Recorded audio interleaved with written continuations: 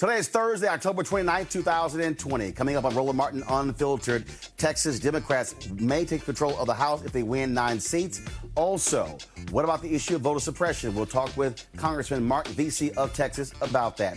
Senator Chuck Schumer is in the Democratic minority, but depending upon what happens on Tuesday, he could be the next majority leader. We'll talk with him right here on Roland Martin Unfiltered. Also, folks, it's all about the Electoral College. The question is, how is it lining up? New polling data looks very good for Joe Biden, but we keep telling you, don't pay attention to the polls. And in North Carolina, Cynthia Wallace, who formerly headed the Democratic Party in North Carolina, she is running for Congress in a race a lot of people have not paid attention to, but it was a race that dealt with voter fraud by Republicans. Folks, we've got a jam-packed show for you. It's time to bring the funk on Roland Martin Unfiltered. Let's go.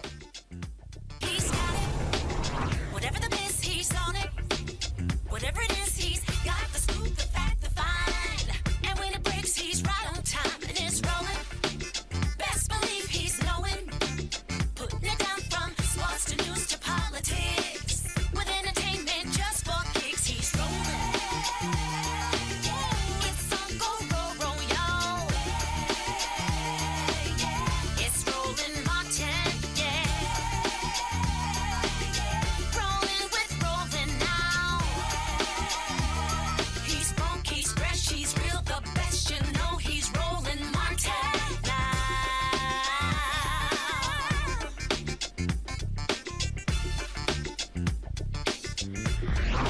Martin! It has been 34 years since a Democrat has won Texas in the presidential race. That was Jimmy Carter in 1976. But it is very tight in Texas between Joe Biden and Donald Trump. If Donald Trump loses Texas, he can forget any chance at re-election. Massive turnout has already taken place in the Lone Star State. More than 8 million people have already voted. They are shattering records, and very much so. They could have nearly 12 million people vote by Tuesday, which would be an all-time record. Joining us right now is Mark Vesey, Congressman from the Arlington, Texas. Congressman Vesey, glad to have you on Roland Martin Unfiltered. Hey, Roland, how's it going?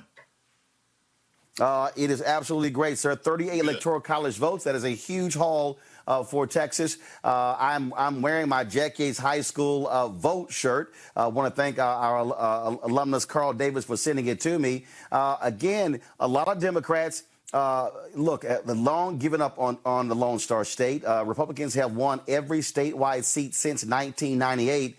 But explosive growth in the suburbs has fueled Democratic victories on the local level when it comes to the state house as well. It could also be showing up this time in the presidential race.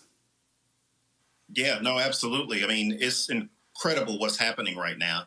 I mean, you look at the suburbs, as you mentioned. I mean, we're going to win a congressional seat that runs parallel with mine from Fort Worth over where I live into Irving. And in Texas, even a little bit of Collin County in Congressional District 24. That's going to be Candace Valenzuela. That district was held by Kenny Marchant forever. It was drawn to be a safe Republican seat for 10 years at the beginning of the decade.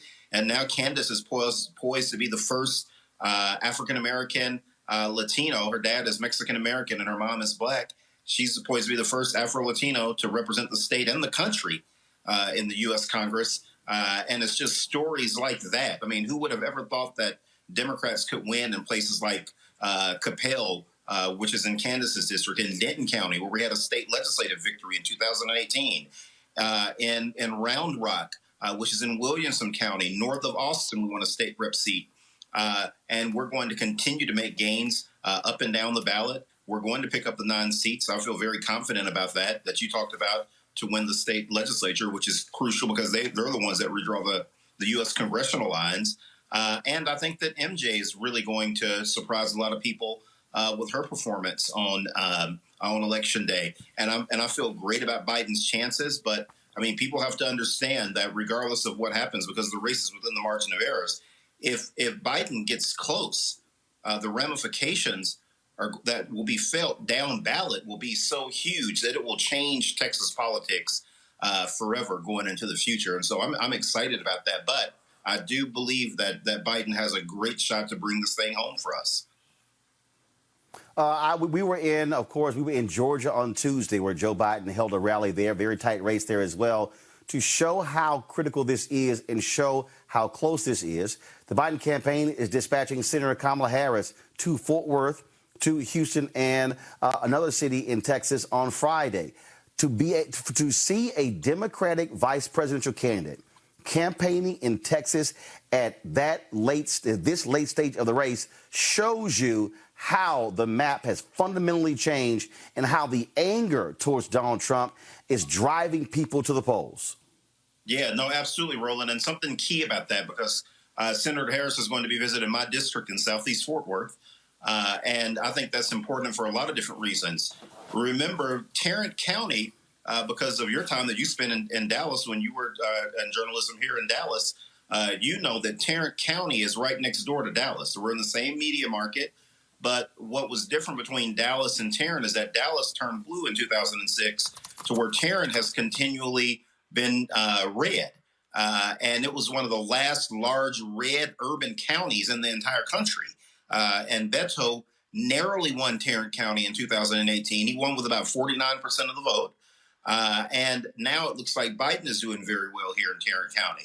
Once we win Tarrant County and we continue to do well in these suburban cities in Dallas, Tarrant, Denton counties, Collin County, counties around Austin, San Antonio, Houston, the trajectory for us is nothing but up. And so that is another reason why Senator Harris's visit here tomorrow is so big. Not only is she coming to North Texas, she's coming to Tarrant County, which was the Republicans' last stronghold, because they know once Tarrant County goes, that's it, that we have officially become a purple state on the way to becoming a blue state.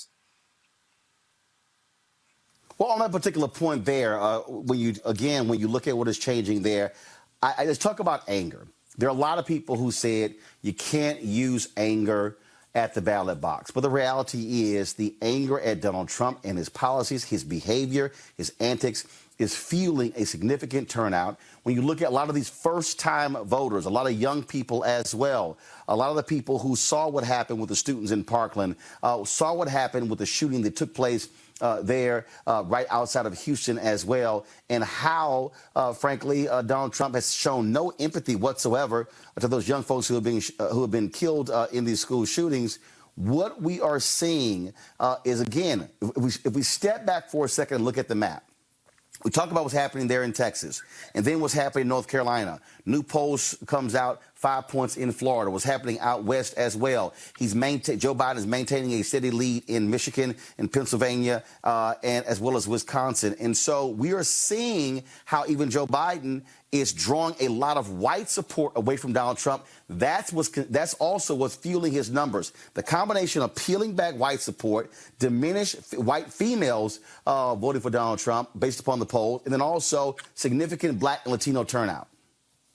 Yeah, no, absolutely. And, I think that Donald Trump's behavior definitely plays a role in this. And I think that because Joe Biden is someone who is trusted, someone who is seen as empathetic, someone who is seen as not making a lot of these situations even worse, like with some of the unrest that we've seen in our cities over police brutality, someone that is trying to look for ways to bring us together instead of using it as a reason to bring us apart.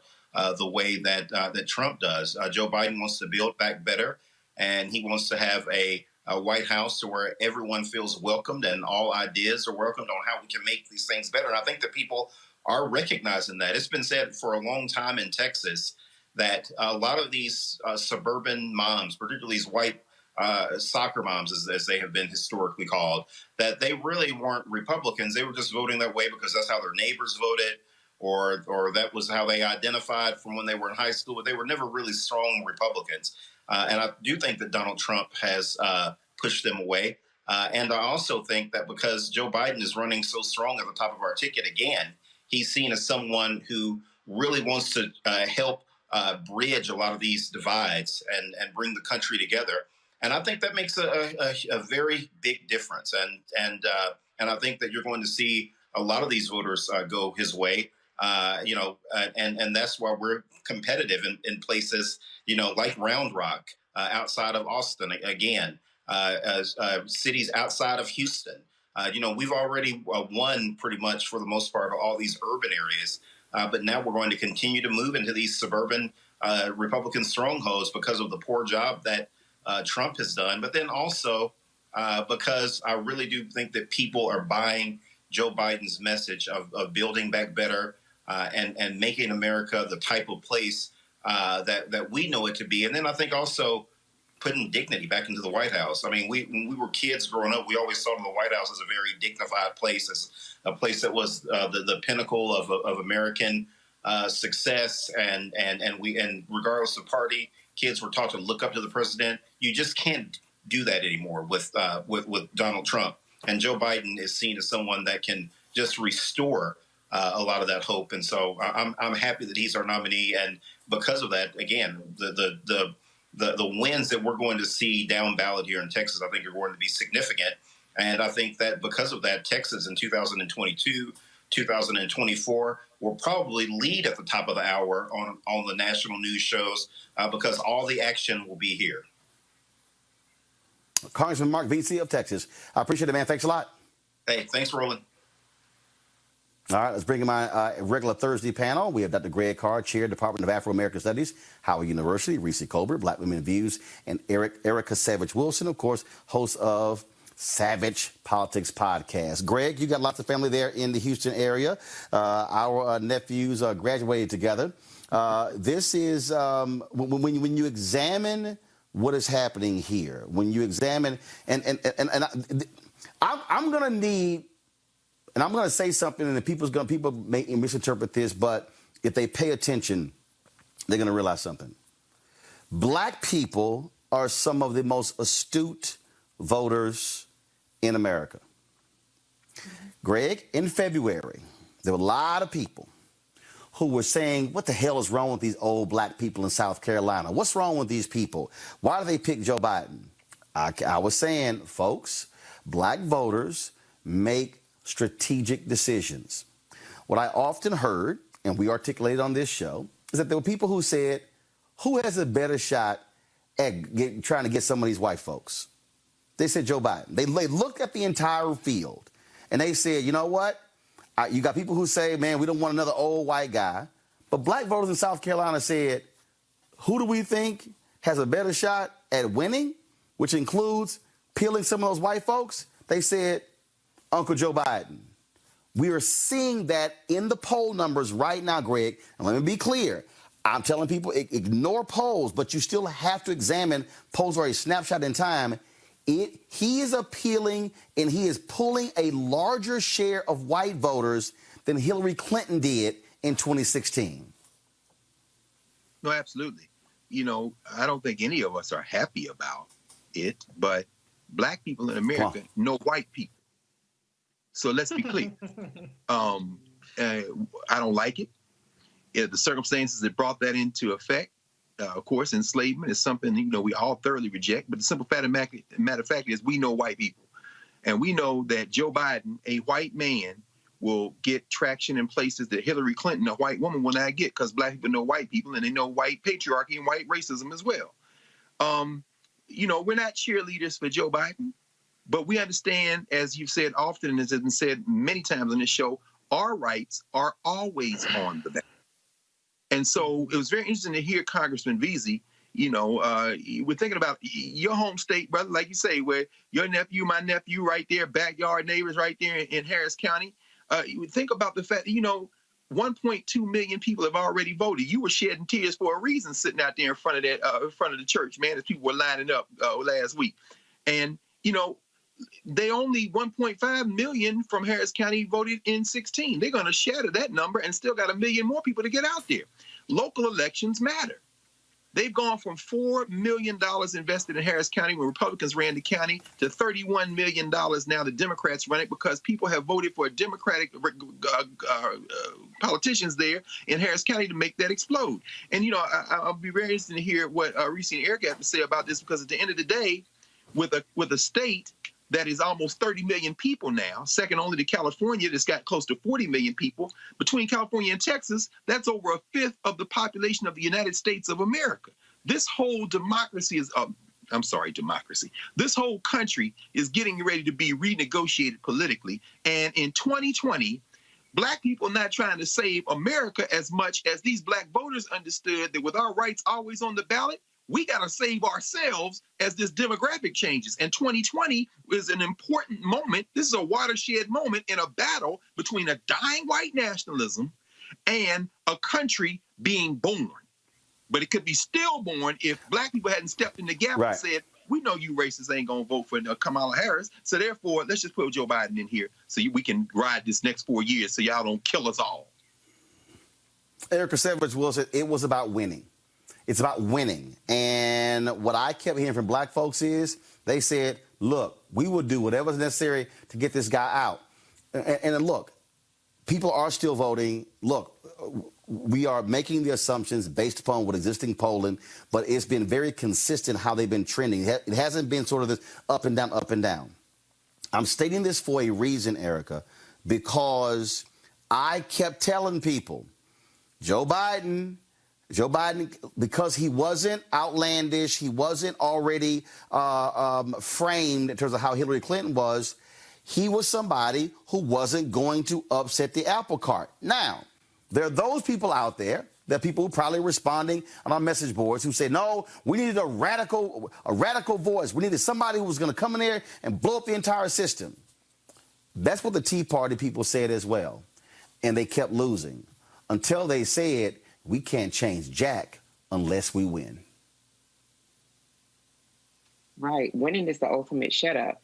And what Dr. Carr said about Black voters, absolutely. Not only are we the most strategic and pragmatic voters, but we also are bellwethers. If you pay attention to the voting patterns of Black people, we're absolutely letting you all know what's going to happen next. What are the things that we're concerned about? Dr. Avis Jones and DeWeaver and Melanie Campbell, you had them on the show multiple times, but this Essence polling that was just released, and it talked about the things that were top of line for Black women voters, thinking about the rise in hate crimes and thinking about a lot of Black and brown women who work service industry jobs. And with the now almost 230,000 deaths by coronavirus and 9 million infections, we're also learning that a third of the folks that are dying are healthcare workers. And where do Black and brown bodies occupy much of their way that they earn wages? It is in the healthcare industry. So, going back to polling, going back to our rights always being on the ballot, and then what Dr. Carr said about local elections matter. They very much so matter in their personal, because when you look and you see the changes that were made in Texas with the county clerk and all of those different administrators that work on the local level, you'll also say, in addition to what Dr. Carr brought forward, the 8 times money in spending, you're talking about countywide around the elections budget. You're also going to see also some of the changes they made, 24-hour polling locations. Who does that impact? Those same group of workers that I was talking about, people that are working 12, 16-hour shifts in this environment to help keep food on their table, people who are working 2 and 3 jobs to kind of piece together for that job that they no longer have because of the 8 million people who have slid into poverty and because of this son of a Klansman who still does not have a national testing strategy around COVID and the pandemic. So we are voting, as Dr. Carr said, to stay alive and to make sure the people behind us will be alive as well. And Reese, I need the people who are watching to understand when Erica talks about that 24-hour voting, the curbside voting, the drive-through voting. Chris Hollins, Black clerk, Harris County. Yes. Rodney Ellis, Black county judge. You have a Latina, a young sister who was elected to be the county judge in Texas. For the first time, Democrats have a majority on the Harris County Commissioner's Court. Who controls voting in the county? The Commissioner's Court. And so when we're talking about voter suppression, when we're talking about how do we change a system, it is important when we had Commissioner John Wiley Price of Dallas on the show when I was at Friendship with Baptist Church, when we're placing folks in these positions. And so now you're seeing the outcome of this. And so now you can begin to make the changes. And what I need people to understand, again, Joe Biden ain't perfect, but guess what? Hillary Clinton wasn't perfect.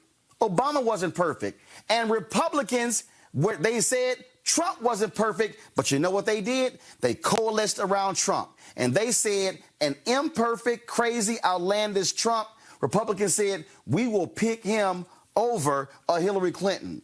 But you got these progressives who will say, oh, here's a third-party person, and here's this person. I just can't vote for Hillary. I just can't vote for Biden. Well, guess what? If that's your opinion, then trust me, you are positioning your children's children to get screwed if they control the federal courts, if they control what's happening. You are to see these voting decisions. The Supreme Court is going to take up Section 2, a case out of Arizona. They could gut the Voting Rights Act. But if Democrats win the Senate, they already control the House. They can actually pass a new Voting Rights Act, and it doesn't have to have a 25-year sunset provision. They could steamroll Republicans and run it through. And so for the people who are looking for the perfect, I need the candidate to make me feel good and thrill me, that doesn't exist. But you better understand, who do I have a better shot at getting what I want? That's how you have to vote. Absolutely. So, yeah, I want to shout out Lena Hidalgo, who is the Latina judge you're referring to, Chris Hollins. We've been saying this for months now, that local county elections officials matter, to put pressure on your board of commissioners, or however it's organized locally, to ensure that they are doing things like expanding early voting and access to voting. And we see that when the right people are in place, then we see record turnout like what we have in Harris County. To your point about Joe Biden, Lord knows I'm Team Kamala all the way, so I was never rah-rah Joe Biden. But I do concede that, as it happened, South Carolina Black older voters were right. I was pissed off as all hell that, I felt we were abdicating our authority, our power, where we would have picked whoever the nominee was, to what we thought white voters were going to pick. But as it happens, it wasn't a bad calculation. We're seeing that. But I want to also state, as people are probably expecting me to state, as a Senator Kamala Harris supporter, this equation works because Senator Kamala Harris is on the ticket. And there is ample data to support this. The day that Joe Biden overtook Donald Trump in the money race was the day that Senator Kamala Harris was announced as VP. She has the highest favorability ratings out of everybody on both tickets. Also, what we're seeing is record galvanization of AAPI voters.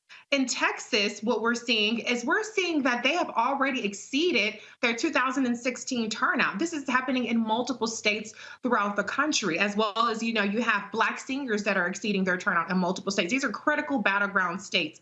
And so I think that, Joe Biden deserves credit. He's done a good job with his campaign. He certainly is much more, digestible, palatable to white voters. But we also have to give some credit to Senator Kamala Harris, who has truly energized and really galvanized a broad coalition of people that weren't as energized before she was on the ticket. Well, but the reason I'm framing this way, Greg, is because I listen to people. I saw a video of Reverend Fred Price Jr. or the third or whatever, and he was like, well, if it's the lesser of two evils, you don't have to vote. And the reason I find the statement to be problematic, because I'm dealing with reality. So let me just use Republicans as a perfect example. I've heard what these Republicans have said privately about Donald Trump. Mm-hmm. Do they think Donald Trump is a Christian? Hell no. Do they think Donald Trump really is pro-life? Nope. Do they really think Donald Trump just loves the military? Nope, because we know exactly what he said privately, and General John Kelly has not come out to dispute it. But this is what they said. He's a conduit to power. Mm-hmm. Now, whether or not you look at this thing as saying, well, that's immoral and things that they did, they had control. They controlled the Senate. That's how they got Amy Coney Barrett. And I'm going to talk to Senator Chuck Schumer in about 30 minutes, because the reality is this. You cannot do anything if you're not in power. You can't change laws if you're on the outside and they can have the majority. You can't do jack about criminal justice reform. You can't do anything about black businesses. And let me say this to all the folks sitting here, your ADOS folks and your FBA folks and the folks who support reparations. Show me, please, where a single Republican has agreed with y'all on reparations. I'll wait. So if you're talking about trying to get something and trying to achieve something, you gotta step back and say A or B, D or R, donkey or elephant, red, blue or red. Out of these two, which path am I likely to get more of what my community needs? That doesn't mean you get my vote and I disappear.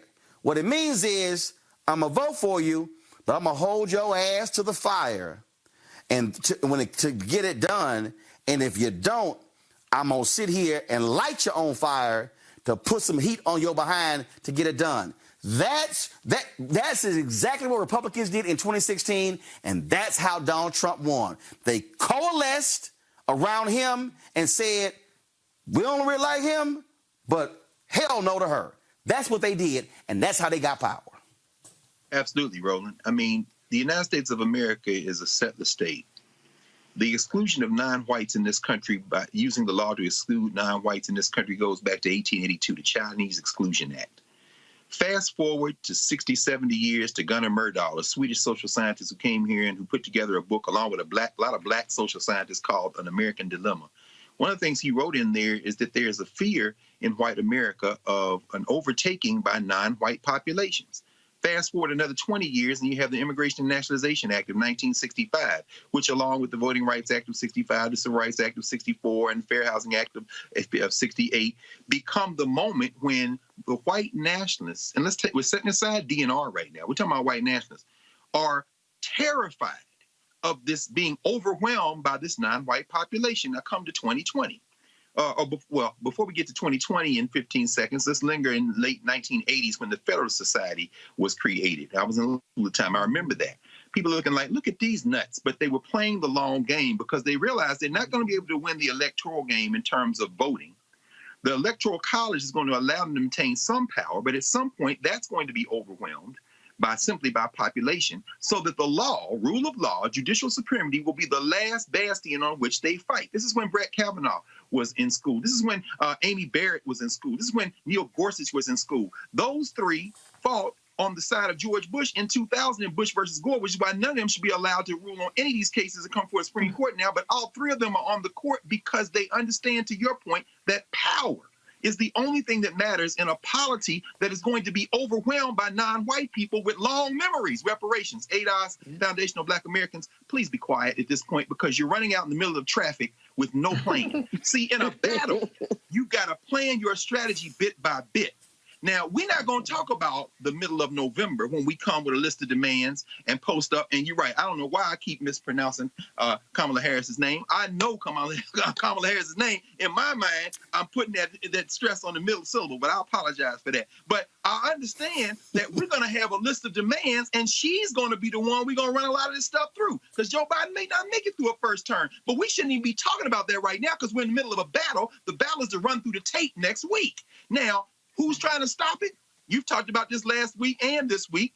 The Pennsylvania case they decided yesterday, looking at this racist Kavanaugh in the Wisconsin case where they're trying to say that the Constitution assigning power to legislature, that means the elected officials, not the state Supreme Courts. And Samuel Alito, that race, the North Carolina case that was decided yesterday, is saying, you know what? We're not saying that we can't come back to this. He said it in the Pennsylvania case, too, when you see his face. He said, you know what? Let them set aside. If y'all come back to us with a motion and say, set aside the ballots that come in after November the 3rd, and we can rule after the election to determine that so that Barrett can vote.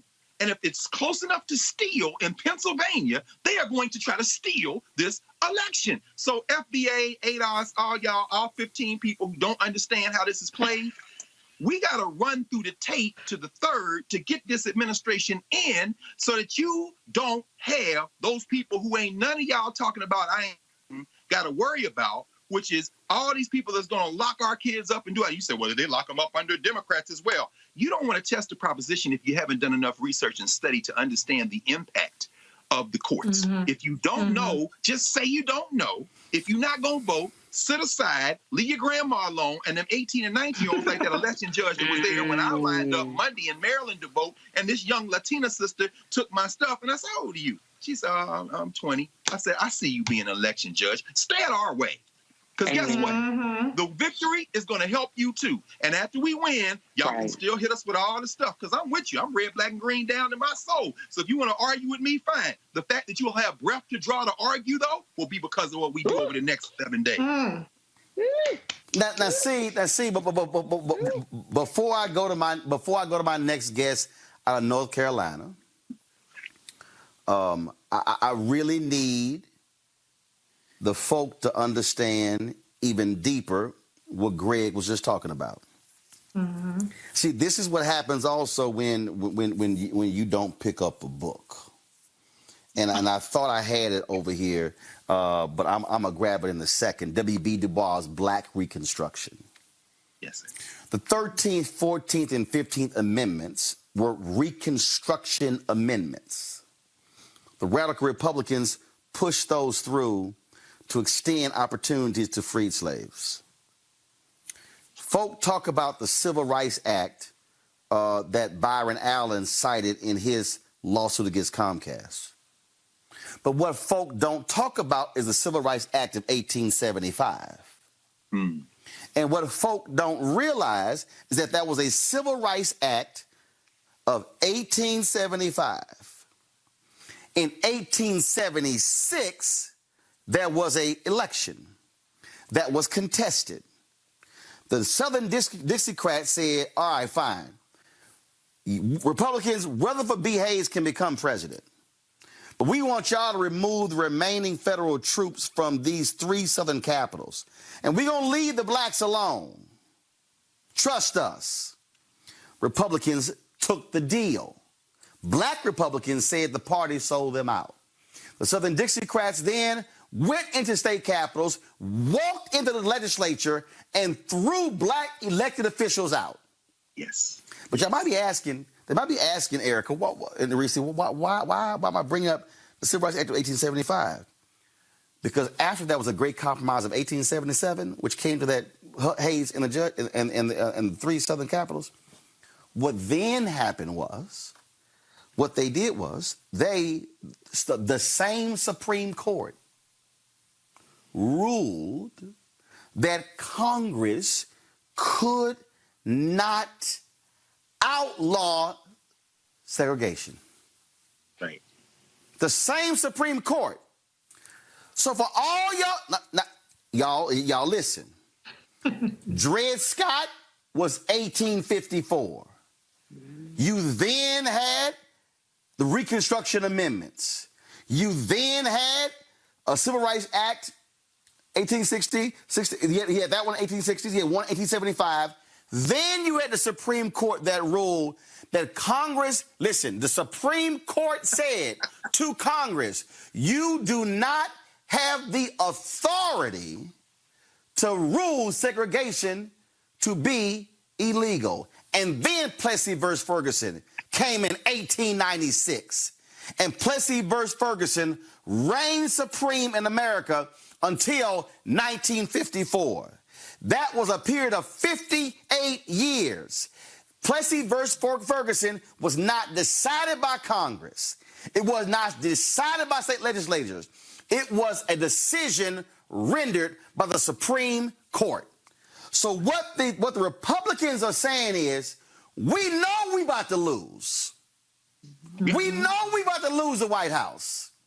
Mitch McConnell said just on Monday, he said, Erica, they can undo everything that we've done here in the Senate, but they can't undo the courts. That's why we have been pushing this for the same crazy Negroes who, why you keep sitting there pushing Biden, pushing the Democrats? Because the judges that Biden and Harris are going to appoint ain't going to be the same judges that Trump and Pence is going to appoint, because they want to control America through the courts for the next half century, Erica. Well, I think the sermon has been preached. It's been preached largely on this platform since its time in existence. When people talk about voter education, this is where it happens, right here on Roland Martin Unfiltered.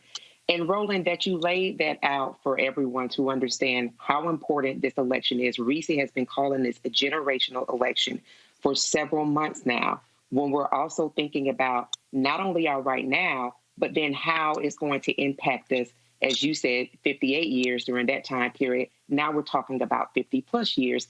And to bring into that, for all of the individuals that, didn't mind rocking their shirts that said, I'm not my ancestors, you can get these hands. For everybody that, was definitely about making sure that there was a revolution that did happen. Well, let me tell you, for all of those people that was the message that they advocated. To add to what Roland laid out, you then had the White House occupants saying, fuck you and your dinner table issues. So these folks do not care. They will run through the courts to sue you to make sure that your ballots don't count. They will go on vacation again in the Senate. They will recess again instead of making sure that you have what you need as restaurants continue to close, as people are waiting anxiously for some type of relief economically. And they went on recess again without making sure that there was a stimulus passed through, that these are the same people who have a better understanding of power, and that understand that simply by continuing to message you, to tell you what Democrats aren't, and that there's really no difference, that you are literally signing away life as we know it, what we're actually fighting for. So I think that this is really an opportunity for people, because I don't believe that there are any undecided voters. For all of those people that are on the couch that have been given excuse of why they're not going to participate in this electoral process, what you will see in the difference after January, and what everybody has really been urging a lot of people to do, is going to be stark. And anybody that had on those shirts that talking about you can get these hands, let me tell you, in televising the revolution, I'm here to tell you, you can't handle it. You can't handle it. The grit, the power, the motivation, even without technology, what our grandparents and great-great-parents have, it's not as strong as what in this generation. So I'm here to tell you, get your ass up. You probably have 1 or 2 more days to go early vote. Go early vote. Get correct information about dropping off your ballot from people who are learned, who have taken the time to investigate and to understand that perhaps you just can't drop off your ballot somewhere. You may have to get out of your car and deliver it into the board of electors, whatever that process looks like. Get information, get your ass up, cast your vote, or you will be writing yourself into history as one of the lazy, taking the social media keyboard cowboys that led us into this place where if you didn't understand what slavery was, you're going to get a nice big taste of it. It's coming. Reese, just one more historical thing. If I go to you before I bring in Cynthia Wallace, in 1890, I believe that's when it was. Mississippi had a state convention in 1890. Yes. And what they did was they said, look, it's too many black folks who've gotten elected. I said 1890. Plessy versus Ferguson was 6 years later. Civil Rights Act of 1875 was 15 years previously. The Great Compromise was 13 years previously. I'm trying to paint this picture so I can get people to connect the knots. So a lone black man, a lone black man was invited to participate in the 1890 convention in Mississippi. Yes. He was doing well financially. See, y'all, some of y'all know where I'm about to go. Mound Bayou, A single black man Yep. was doing well financially, Yes, sir.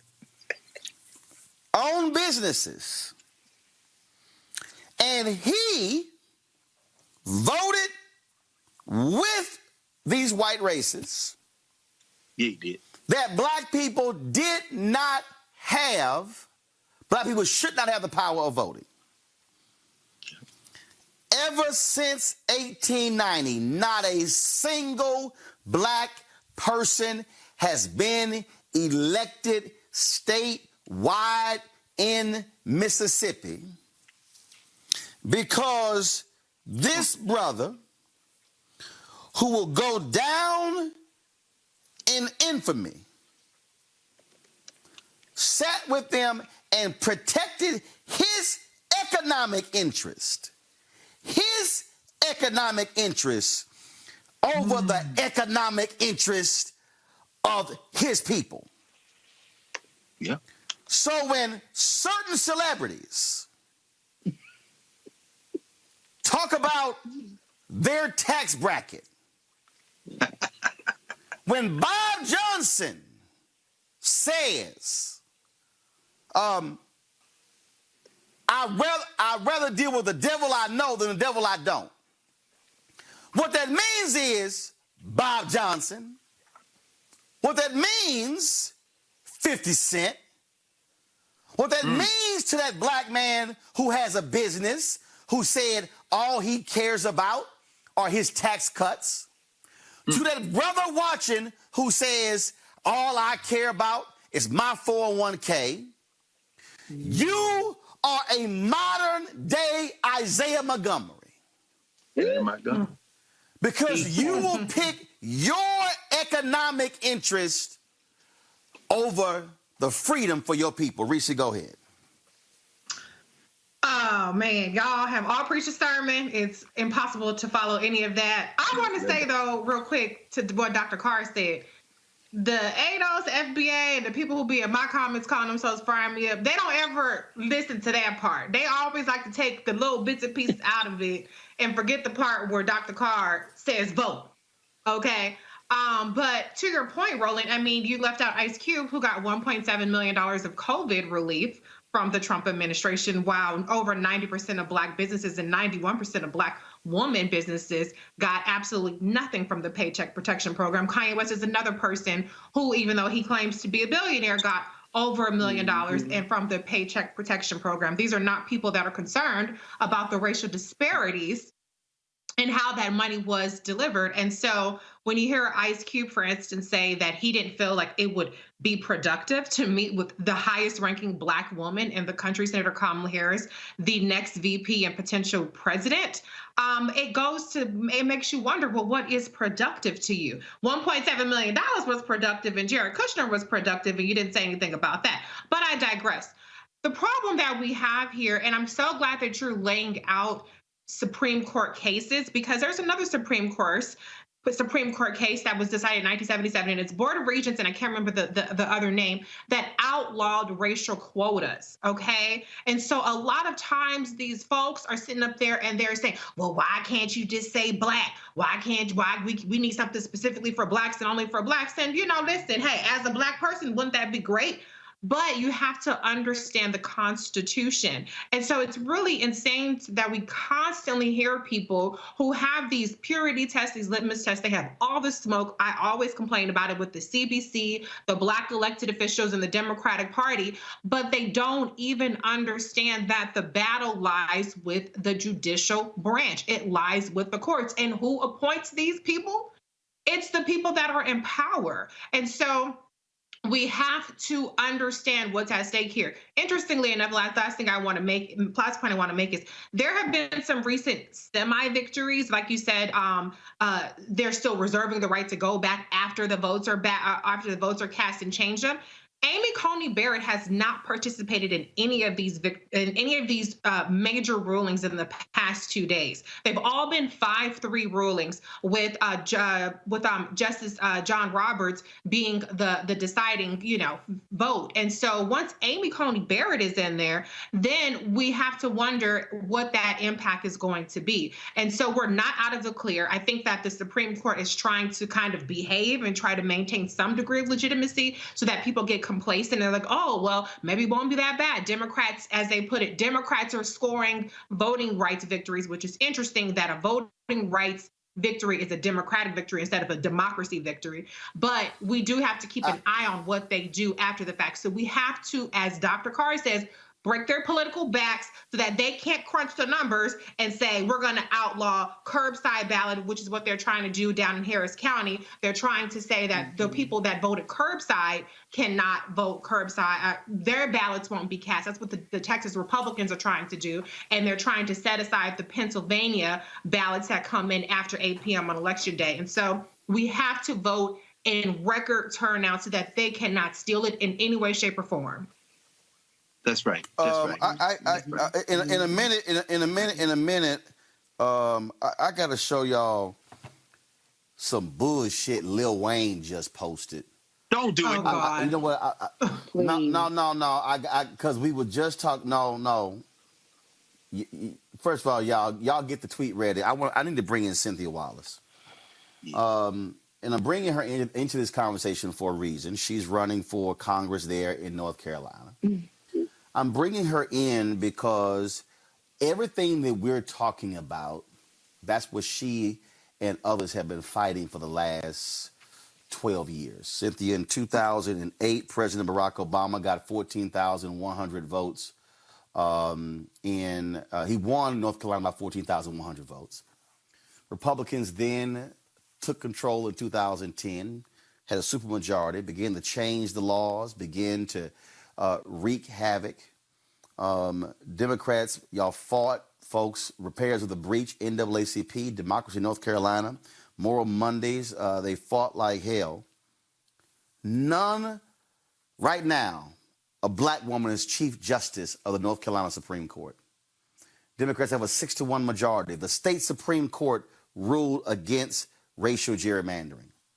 None of that could have happened, Cynthia, unless the right folks were put in place and unless people use the power of their ballot to effect that change. Y'all just didn't march in North Carolina. Y'all marched and voted and then made demands of the very people who y'all voted for to make sure they did what they said they were going to do. That is very correct, Roland. So thank you for having me on today. Cynthia Wallace, Democratic candidate for the 9th Congressional District. I am, I've been a part of this struggle here in North Carolina since about 2008, when I volunteered for then Senator Barack Obama and helped him win this state by 14,000 votes. And then, of course, he didn't win it in 2012, but we successfully elected Roy Cooper in 2016. And then Governor Roy Cooper appointed Sherry Beasley as the first Black woman Chief Justice here in North Carolina. And those are voted seats as well. So she is on the ballot right now to retain that seat. So that is one of the things that it is so important that people vote on. As I like to tell people, vote from the bottom to the top of the ballot, including those judicial races, because those are the difference makers. Right now, my District 9 was redrawn in December of last year because of the courts, because of those courts knowing that we need fair districts. They're not quite as fair as they need to be, but they're drawn just a little bit better than they've been for most of this decade. And the reason it's important, I'm bringing you in this here, because Republicans have spent all this time talking about voter fraud, protect the right to vote, yet you're running in a race where there had to be a second election in the primary because Republicans were engaged in voter fraud. So that was the first time I came on your show. I was served district chair for the Democratic Party for this district, the 9th Congressional District, that had absentee ballot fraud by Republicans. I actually found it rich that President Trump had the nerve to talk about fraud with absentee ballots when the only group I know of that committed mass absentee ballot fraud was Republicans right here in District 9. And I was a part of the group that fought back for a fair election in early 2019, where we demanded a fair election. And we did get another one. We got another chance to this seat back in September of 2019, and I actually came on your show on election night to talk to you about, what I thought or what I hoped at that time was going to be the outcome. And so we've got to keep fighting. I was just on with the vote, Get Out the Vote bus tour earlier today. And I was talking about how important this vote is. And I was also talking about the fact that, if this vote wasn't so important, they would be trying to take it away. That's what they've done for the last decade here in North Carolina. They've been trying to suppress our vote every way they can. And so we will not have an issue with the possible fraud if we overwhelm them with their vote over the next 3 days of early voting, and then 5 days until November 3rd. So everyone listening to the show, we're probably preaching to the crowd, to the choir here, Roland, but they need to go back and talk to those people who aren't in the choir and make sure all those cousins, aunts, uncles, brothers, sisters, co-workers, they have got to vote. This election is so critical, but we can't let them take it if we vote. If we vote in mass, kind of cheating they can do that can overturn that. You are running there for Congress. There are 5 African Americans who are running statewide. We were there in Raleigh, North Carolina, just last week. That's critically important because, again, and 3 of those folks are running for judicial positions. We've been talking about the power of the courts, and what we're seeing with these Supreme Court decisions, how important getting control of state Supreme Courts is also important.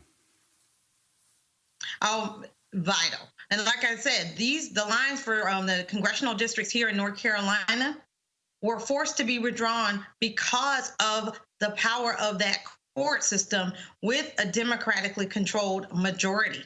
Right now in North Carolina, we have 13 congressional seats.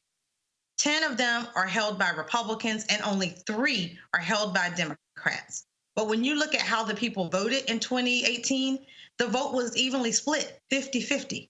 Yet we only have 3 of those 13 seats. And so we know there's power in the vote and there's power in flipping these general assemblies. As important as it is for us to expand the House with my race and 3 other women, we have an opportunity to flip the seats, as well as another African-American woman who's running.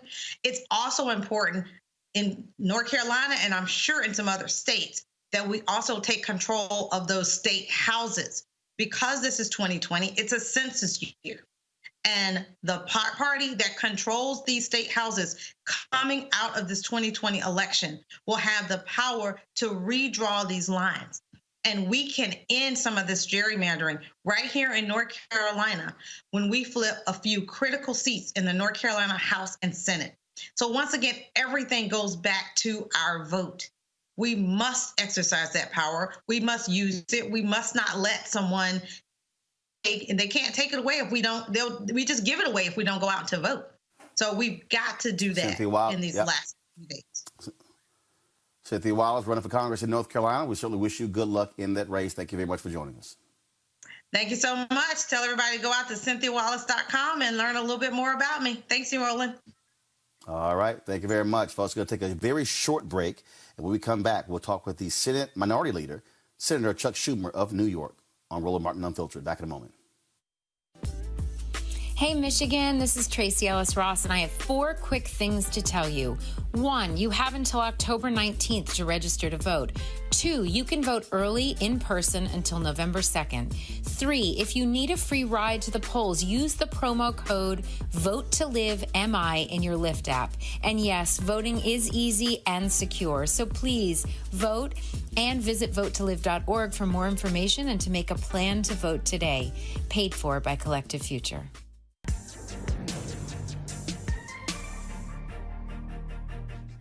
What's up, everybody? It's Godfrey, the funniest dude on the planet.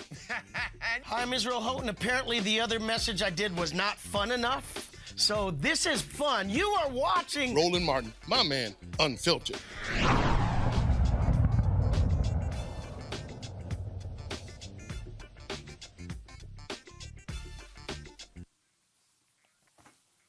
On Monday, Republicans confirmed Amy Coney Barrett to be the next Supreme Court justice. They ignored their own rules on the Senate Judiciary Committee. They ignored their own rules on the floor. They ignored what they said about Supreme Court nominees just 4 years ago when President Barack Obama nominated Merrick Garland. They ignored all precedent, confirming a Supreme Court nominee the closest that's ever happened to an election. The question is, what will Democrats do if they take control of the United States Senate? What will they do when it comes to COVID-19 and other issues? Senator Chuck Schumer is the minority leader of the Democrats. He joins us on Roland Martin Unfiltered. Senator Schumer, welcome back on the show. Good evening, Roland. It's always great to be back. I hope you're healthy. Yes, indeed, sir. I've been on the road. We've been in Florida and helping out Jamie Harrison in South Carolina. We were in Georgia with Warnock and Ossoff, and then we were with Gary Peters yesterday in Michigan, and then I will be in Jackson, Mississippi on Sunday with Mike Espy. And let me say this here. Oh yeah, no, we've been on the road making it happen. Let me say this here. And let me just say this. Third time the South has changed. Yes. And if we can elect some good African-American Democrats like Jamie Harrison, like Raphael Warnock, it took me 4 months I tried to get Stacey Abrams to run. She said no, but she said there's someone better than me, Raphael Warnock, and we got him. And Mike Espy, it's going to change America. It will make the South Democratic. We're pushing very hard on those 3 races. Anyone from those 3 states, please, if you haven't voted, make sure you vote and get 5 of your friends to vote. We can win these 3 races. Senator, there are a lot of progressives who say Democrats could have done more to stop the eventual confirmation of Amy Coney Barrett. What do you say to that? Well, let me first say, before I answer you specifically, how despicable what McConnell did is. You outlined that very well at the beginning of this introduction, Roland. But let's not also forget, you've talked about it, the rights she's going to take away. She's going to take away our right to health care. She is going to take away a woman's right to choose. She is going to take away voting rights. She is going to take away civil rights. She is going to take away labor rights. She is going to take away our ability to build good climate. She is an awful nominee, and it will really affect the American people in a serious, serious way. We tried to do everything we could to stop her. Here's the problem. McConnell has so defiled the Senate that the tools in our toolbox are small and not very sharp. But we've used every single one. We recessed. We forced them to vote on keeping the ACA. We forced them to vote on not going to war. We made them adjourn 2 hours after so they couldn't do committee hearings. And of course, we boycotted, as you all saw, the vote in the committee. And in place of our members was a picture, very diverse group of young people, old people, middle-aged people who would lose their health care. That's what's at stake. So this is an awful nomination. I called it one of the darkest moments in Senate history. And McConnell has done the wrong thing. And if he thinks that it's going to be business as usual when we come back to the Senate, he's sadly mistaken.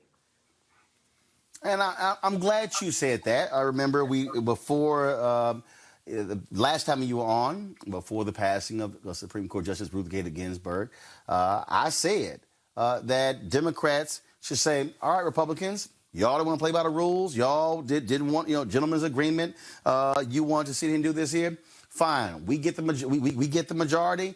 we're going to be in control. And I've said, I really believe, Senator Schumer, that Democrats should flex that power, that Voting Rights Act, those bills that would be passed in the House, it should be, it should be not one bill a week, not one bill a day.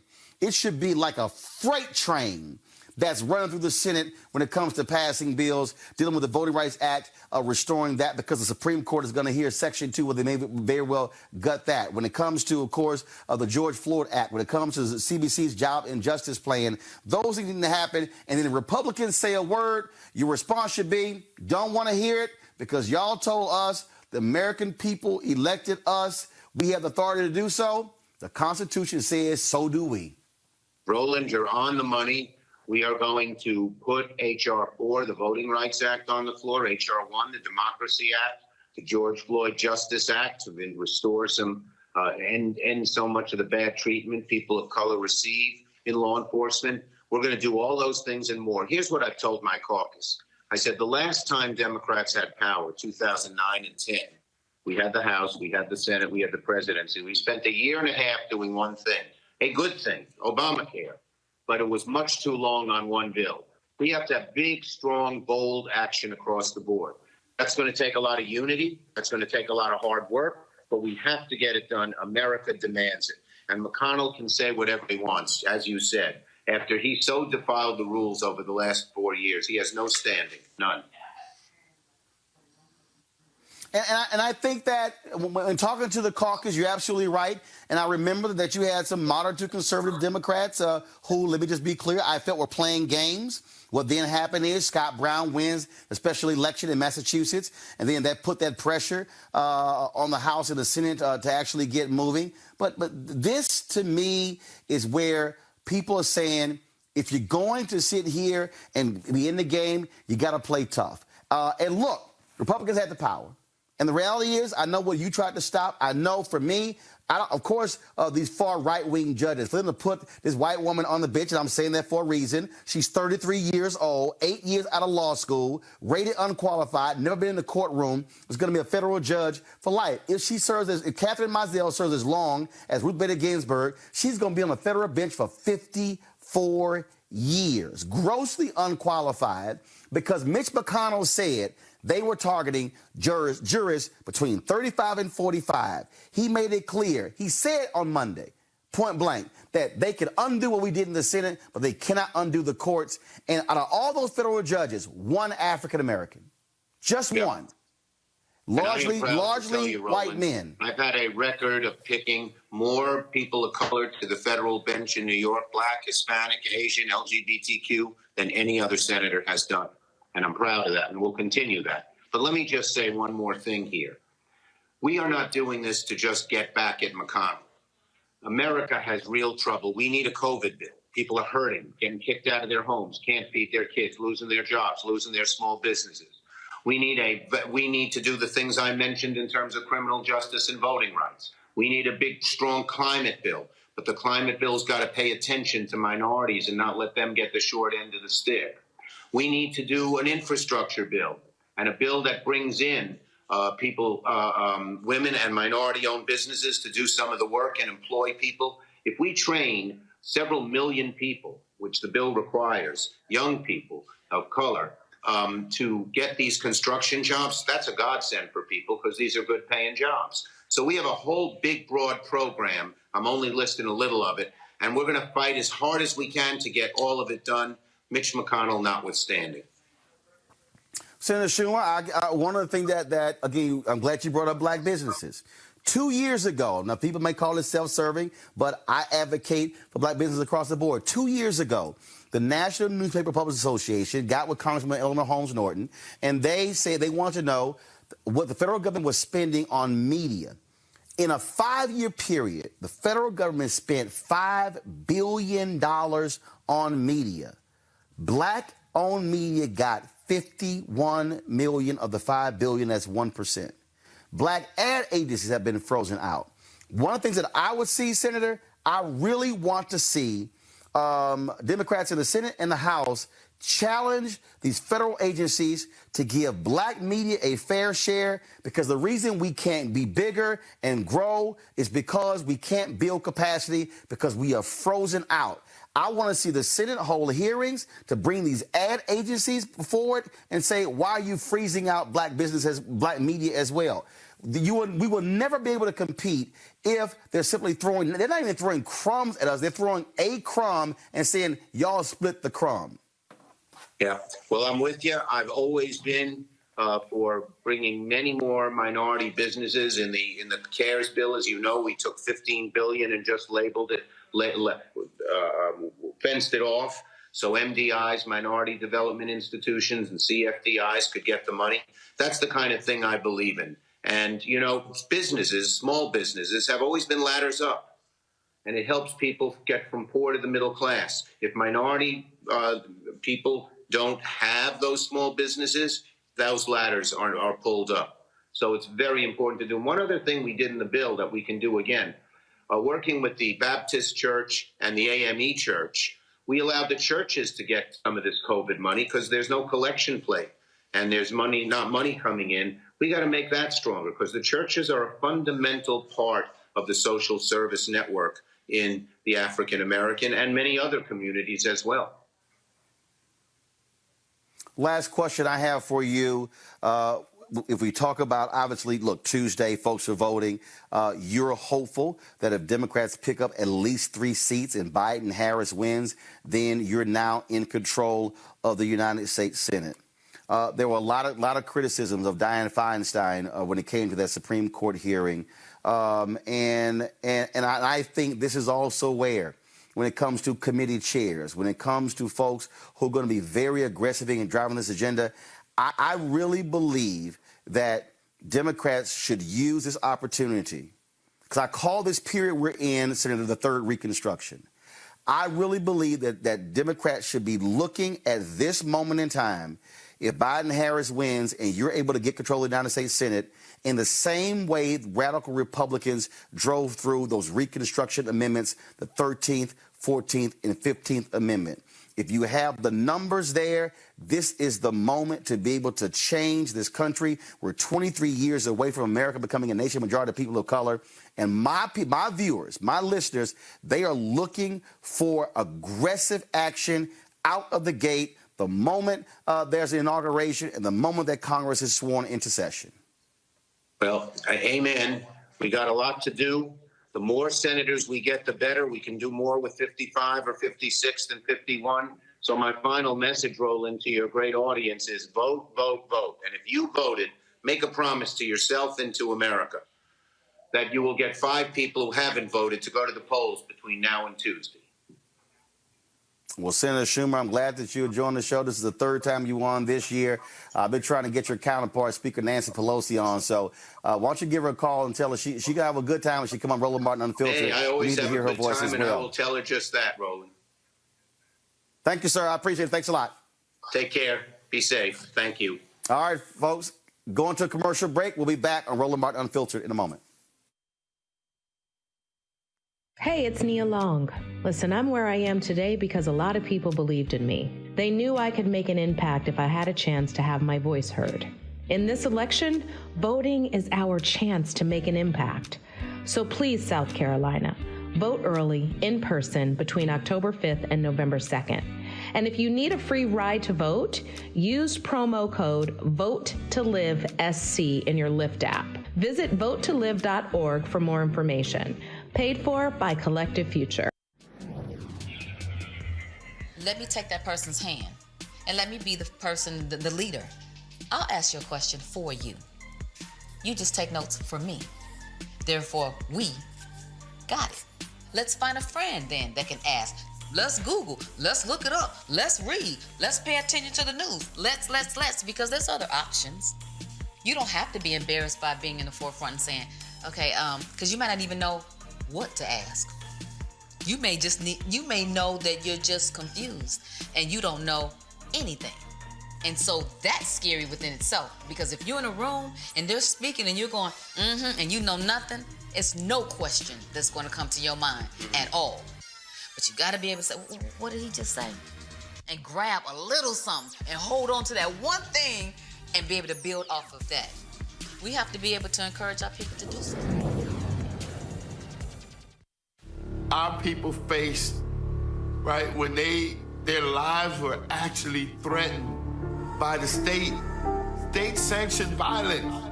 You know, being hung and being murdered and burned and bitten by dogs and sprayed with fire hoses, that our people went through that. We had people die on the battlefield, so we can vote. Black man music, the L stands for long nights and hard fights. On the block with 2 Glocks and I'm known to strike. And the I means isolated and introduced to the crime life. Serving these fiends, making some loot. And the F means I'm falling and I'm losing my mind, but I'm alone to get stronger while I'm doing my time. And then the E means erasing this society rules. And I'm crying in the dark cause I got ghetto blues. From the streets to the jail to the prison to the hood, 1.4 million of us. We got the keys to the kingdom. I'm talking about freedom. Freedom. And my friends, they all left me. Guess they thought it would die. But through the grace of the Lord, I can finally fly. Just like your soul leave your body when you deep in your sleep. And we all God's people, but we real unique. And the pressure that you feel when you fight to get strong, I feel it too. And my brothers, we got to hold on, and all my sisters, I'm sorry for the pain we caused, but you know the flex is weak, so we got major flaws. From the streets to the jail to the prison to the hood, 1.4 million of us. We got the keys to the kingdom. I'm talking about freedom. And the L for the leaders that be teaching our people. Won't you stop that line, cause the game ain't equal. And the I means ice cream, sweet but it melts. Just like your mother on that crack, but she really won't help. And the F for the father who ain't never been there, cause he been in and out the joint, but he really do care. Got caught up in the system that was built for us. Treated like an animal, so was mine. With rotten rust, too many years gone, you out. But you sad cause you broke. And your kids full grown, so you sell some dope. 1 year, you stayed out, and you back in the fix. You get a visit from your daughter, and she say you ain't fit. So you cry under the pillow, and your body's real cold. Cause you know you're facing life without parole. Looking at the man in the mirror, you a heartless G. Only us can save us, yeah, I'm talking to we. They done gone so long, they don't hear it. You don't just get my vote for free. Now we got the power, so now they gotta feel it. You have to earn my vote. We ain't stopping, God is my witness. Too many people have died for me to have the right to vote. This is hard for me to have its privilege. Bringing the spirit of my ancestors. One voice, one mind, let's go. Let's vote. From the streets to the jail to the prison to the hood, 1.4 million of us.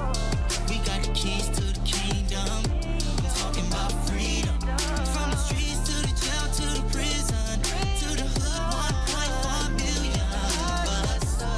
We got the keys to the kingdom. I'm talking about freedom. You don't just get my vote for free. You don't get my vote because I'm black. One voice, one mind, let's go. Let's vote. Let's vote.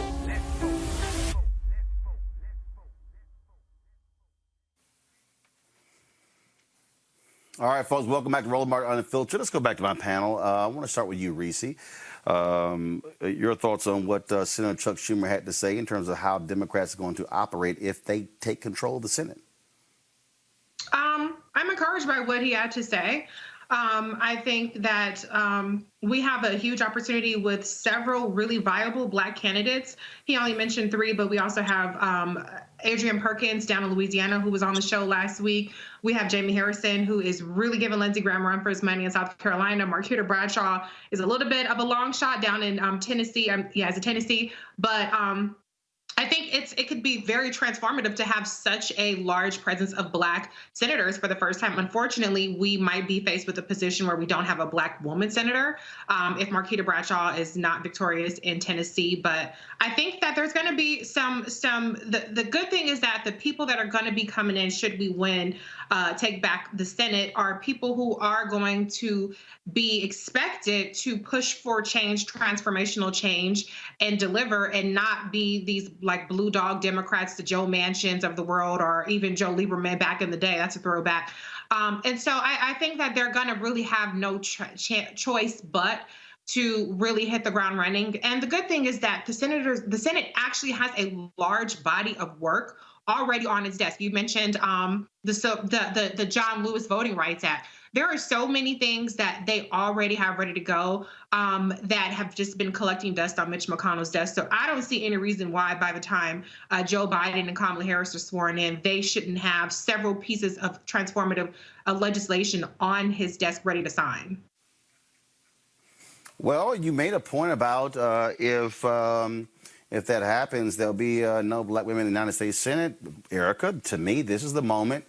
First of all, after Tuesday, if the results turn out where Biden-Harris wins, to me, this is why black folks put pressure on Gavin Newsom and say, appoint a sister, appoint a Karen Bass. You got Barbara Lee out there. You got Maxine Waters. I mean, you've got some strong African-American women. You got some strong African-American women out there who are already in Congress. You have others who are in the state legislature, others who are mayors in California. So you got some strong options there. Mm-hmm.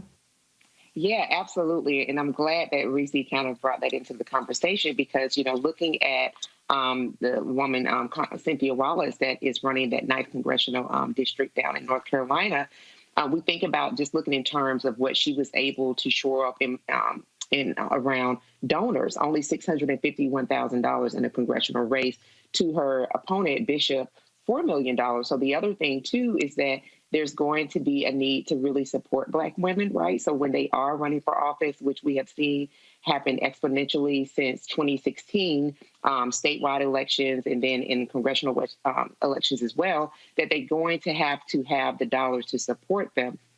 In addition to that, I think that the suggestion that you gave Senator Schumer around making sure that, we're not dropping the signature of these bills, that these bills are being signed at rapid pace, right? Because the other thing that people are beginning to know is there's like this whole civic lesson that's going around the power of the Senate, the power of the judiciary, is that the court expansion, that has been dropped into the conversation. So that's definitely going to be addressed as he's coming up for re-election in 2022. But also for folks to remember that what we're very hopeful for, Madam Vice President Kamala Harris will also be the president of the Senate. That means that she has the authority to issue tie-breaking votes. And so we want to make sure that, particularly if we do have Democrats that are running the White House, that they are also in the Senate as well, that as we're looking to make demands, that same crowd that was kind of before November the 3rd, after November the 3rd, to keep that same energy to make sure that the things that really are going to bode well for not just our community, but our nation, we're thinking about climate. That is something that we have got to get under control. And scientists are saying we have about a 7 to 10 year time span in order to do that. So there are many things that are impacting not only community and our nation. And this is where an engaged citizenry is going to have to come into place, that people are going to have to make sure that they are included in this process, not just before the election, but also the responsibility that they have well after the election, after the inauguration kind of like rush wears off of people, to understand that is where the real work begins. Greg, I was real clear. I'm telling you, with all those bills passed in the House, if Democrats get control of the Senate, man, freight train. Mm-hmm. I would sit there and while Mitch, if he over there running his mouth, if Lindsey hangs on and wins, if any of them, Ted Cruz, all of them, I'd be like, sit the hell down. Sit the hell down. No, y'all a minority now. We ain't even talking to y'all. I would run them through. 300 plus bills passed, man, run them through. I'll be doing 4 a day. Mm-hmm. I would do 1 in the morning, 1 by 10, go to lunch, do 1 by 2, 1 by 4. I'll see y'all tomorrow. It'll be like Groundhog Day. Roland, I think, and therein lies the problem with a Chuck Schumer. Black people have to play chess. And listening very carefully, Chuck Schumer is one of the most intelligent human beings in the United States Senate right now. Of course, that's a very low bar with men like Lindsey Graham and Tim Scott, and Marsha Blackburn and Joni Ernst. But he's an institutionalist. That's his first problem. Mm-hmm. And as you were saying exactly what you just said to us, he was like, yeah, we got it. Chuck Schumer he can't condescend to you, obviously. You're much too smart for that, and you would have picked up on it. But there is a non-committal element. Chuck Schumer is the leader in the Senate of a party that doesn't have an ideological center, one that's going to fracture. Thank you, sis. Thank you, Erica, for bringing up 2022. Because the Democratic Party is a fragile coalition of folks with different interests. Mm-hmm. And Chuck Schumer is an institutionalist, and Mitch McConnell is a white nationalist. Lindsey Graham broke all the rules of the United States Senate to put this handmaiden on the court. Chuck Schumer, finger waving. It's almost like a Democratic version of Susan Collins. But to go to what you raised with Isaiah Montgomery, it's very important to understand this. Isaiah Montgomery was the son of Benjamin Montgomery, who was the overseer on the plantation of Jefferson Davis's brother, Joseph. And his father, Isaiah Montgomery was born into slavery. Isaiah Montgomery's father, Ben, had made a deal with Jefferson Davis's brother, Joe, to take over the plantation and to buy it from Davis. Davis died, the family reneged, and Isaiah and his cousin went out and started Mound Bayou, Mississippi, an all-black town. Very important town in the history of black folks in Mississippi. Where am I going with this? Has it tied to Schumer? Let me tie it together.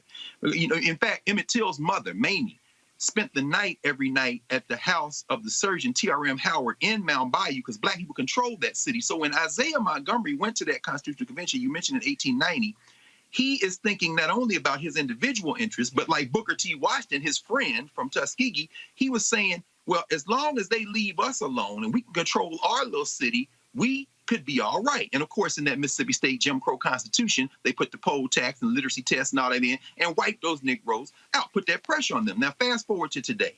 You asked him about Mike Espy, and he was Chuck Schumer. Oh, it's true. I mean, we got a lot of good candidates. I tried to get Stacey Abrams to run. See, that's the worst kind of liberal racism. Y'all ain't put a nickel in a race where the state is 40% black, and you could crush that Confederate Cindy Hyde, another low bar, low intellect person in the United States Senate. But Chuck Schumer is an institutionalist. Black people have no permanent friends. That's why William Lacey Clay's history of the Congressional Black Caucus says no permanent friends. We got just permanent interests. Chuck Schumer is a tool to be used. And when you hear Erica evoke 2022 and the fact that he may get a challenge in New York because people are tired of it, Chuck Schumer is trying to keep his fragile coalition together. And instead of in a state like Mississippi pouring money into a Mike Espy so that Espy can come from the Senate and get resources to a cat like Chokwe Lumumba in Jackson, while they got a cartoon character like Tate Reeves as the governor of Mississippi, and destroy those racists, those crackers in Mississippi, and reconstruct that entire state so that a cat like Isaiah Montgomery doesn't think he got to sell out to keep Mound Bayou safe in a white supremacist state. See, black people got to play chess. Chuck Schumer is an institutionalist. He believes in the United States of America. Black people need to stop with the fairy tales. As long as a Schumer and his friend, Dianne Feinstein, who he wouldn't say anything bad about, even though you teed it up for that indefensible party she put on last week, as long as a Chuck Schumer is thinking more about the institution and the country than the interests of the people who are living and dying in this country, Schumer has to be washed away. And finally, I'll say this. All these people out here, ADOS, FBA, all my super radical friends who read every page of Frantz Fanon but don't know how to translate that into actually on-the-ground work, here's the argument you should be making. Black self-determination at the state and local level relates to federal politics by getting elected officials in the federal level that would at least do no harm. Now, Schumer may at least do no harm. And at that point, you have weaponized the state and local officials to do the work you want done at the state and local level. So while you might pass all those bills in 7 days, Chuck Schumer values more, I think, his relationship with the United States Senate and some of his friends on the other side than that. So let's get past next week, and in 2022, retire the majority leader of the United States Senate and replace him with somebody who will help us finally remake this project. So, initially I wasn't going to address this here, but I saw this here, and I had to go ahead and I sent a tweet. Yeah, I called him stuck on stupid and being a dumbass. Y'all pull this stupid tweet up. So Lil Wayne, y'all, actually sent this tweet out. And if y'all want to see just how stupid this is, this fool tweeted this more than an hour ago. Just had a great meeting with Donald Trump. Besides what he's done so far with criminal reform, the Platinum Plan is going to give the community real ownership. He listened to what we had to say today and assured he will and can get it done. What the hell is that fool talking about, Reese?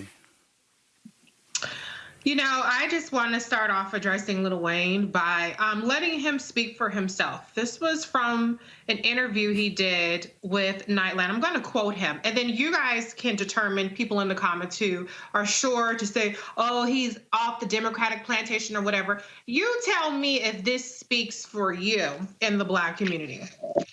He said, I don't feel connected to a damn thing that ain't got nothing to do with me. This is Lil Wayne discussing the Black Lives Matter movement on Nightline 2016. When he was when they said Black Lives Matter, what is it? What do you mean? That just sounds weird. I don't even know why you put a name on it. It's not a name. It's not whatever. It's somebody got shot by a policeman for a fucked up reason. I'm a young, Black, rich motherfucker. If that don't let you know that America understands Black motherfuckers matter these days, I don't know what it is. Don't come at me with that dumb shit, ma'am. My life matter, especially to my bitches. So that's who Donald Trump is meeting with and assuring that he is going to do right by our community. Notice there's no Black community. It's complete bullshit. Lil Wayne is joining the ranks of the other propagandists, people who like smoke blowing up their ass. How these people are even equipped to talk about anything is ridiculous. But I will say this. What Donald Trump has been very effective in is he's been giving people with very low IQ and very low information, very easy things to harp on. Oh, Donald Trump has done a lot for criminal justice system, because he passed the First Step Act, which he basically had absolutely nothing to do with. Never mind the fact that he's restarted the war on drugs, particularly going after marijuana prosecutions and lengthening the sentences of it, and that the private prisons have had a boom and they're spending record money to get Donald Trump reelected. That's not criminal justice reform. He says that he's going to invest in Black communities, even though, as I've already stated, 90% of Black people were left out of the PPP. 41% of Black businesses, 440,000 Black businesses have closed under Donald Trump. If you look at his Platinum Plan, the numbers don't add up. He says he's going to give 3 million jobs. Guess what? That's 1.5 million jobs short of what Black people need to reach full employment. He says that Joe Biden is going to raise taxes. Guess what, Black people? You're going to get $5,000 more after tax income under a Joe Biden, Kamala Harris administration. You're going to see a $650 average tax cut. But what the Republicans understand is that if you're explaining, you're losing. So what you do is you give people these propaganda tidbits, something that fits in a graphic, something that fits in a meme, and you give other degenerate, low IQ, but rich and influential Black people a platform to get out there and spread your propagandist message, because they're not critical thinkers, because they're rich. Somebody said I lied about Ice Cube getting PPP money. No, he got it's $1.6 million. You can look it up. You can Google it. And so you have these folks that are going to regurgitate very easy things to do. Almost every single person that I encounter on social media that calls themselves being for Donald Trump regurgitate that he got criminal justice reform done. That's a lie. And they regurgitate that he's going to invest in Black businesses, even though 41% of Black businesses have closed under Donald Trump, and he's not going to do a damn thing about it.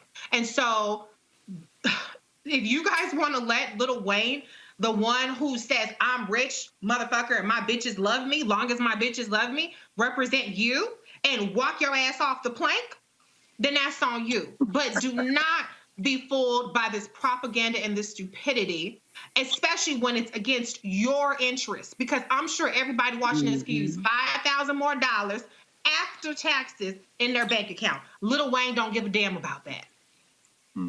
Or your Black life. And Erica, and Erica, here's the deal. There are people who actually use their brains, who take the time to actually do research.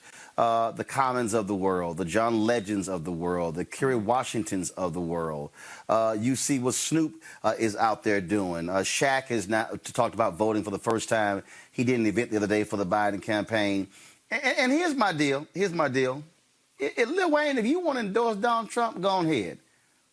But don't sit here and think we stupid, Erica, by saying that the Platinum Plan is going to help black people.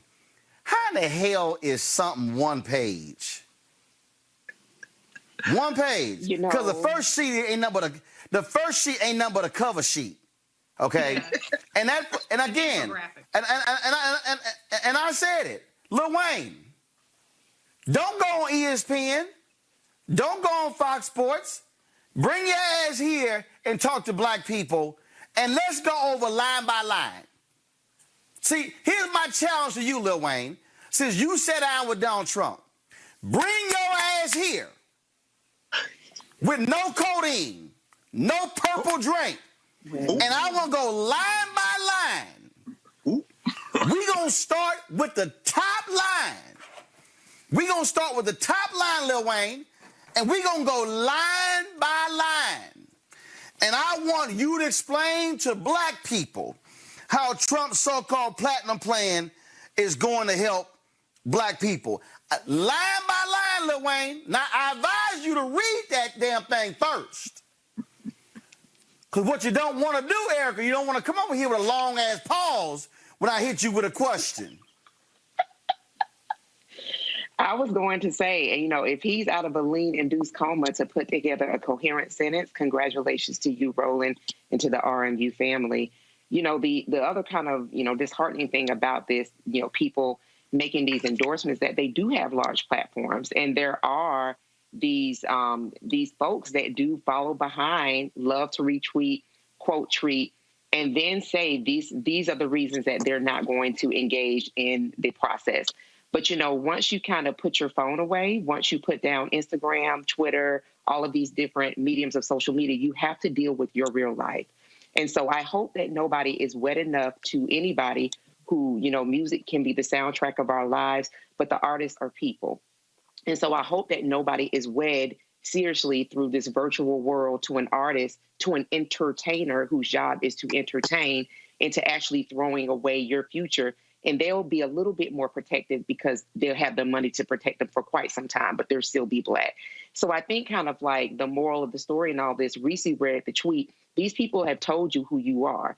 This man has said that he was an alien years ago, so that now he's back into human being form, and now he's meeting with the son of a Klansman. That is supposed to be how encouraging to people. I think that this is the opportunity for people to really just understand, you know, there's this entertainment world that folks live in, and then there's the real world. The real world is this. COVID cases are going to be increasing in this third wave because people are going to have to stay in the house. And we know that we have a lot of homes that are multi-generational homes. We have the holidays coming up. There are people that are still being evicted, having their utilities shut off, and people who are, in fact, losing their homes. There are still people who are unemployed, underemployed, and that do not have anything coming from the federal government by way of unemployment benefits.